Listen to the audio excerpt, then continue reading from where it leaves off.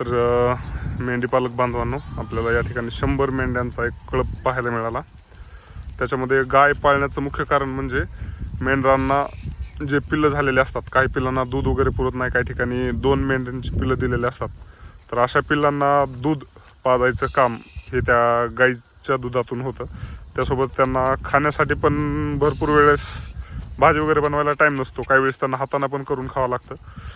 काही जणांच्या फॅमिलीसोबत असतात तर काही जणांना हाताने करून खावं लागतं. तर अशा वेळेत त्यांना ते गाईचं दूध म्हणजे भाकरी केल्याच्या नंतर डायरेक्ट दुधासोबत भाकर खाता येते. खूप जास्त स्ट्रगल आहे. खूप साऱ्या ठिकाणी लोक डायरेक्ट असं शेतात चारलेलं पाहून म्हणजे पडकामध्ये चारलेलं पाहून खूप जास्त बोलतात, पण मेंढ्या हाणायला लावतात, काही वेळेस हाणमार पण होते असं आपल्याला मेंढीपालक म्हणाले. आपण शॉर्ट व्हिडिओमध्ये पाहिलेलं असेलच. तो खूप स्ट्रगल आहे आयुष्यामध्ये. प्रत्येक जणाचंच जे काही लाईफ आहे हे स्ट्रगलनंच आहे. पूर्ण मेंढ्या वगैरे हाणताना तर खूप जास्त परेशानी होते त्यांची.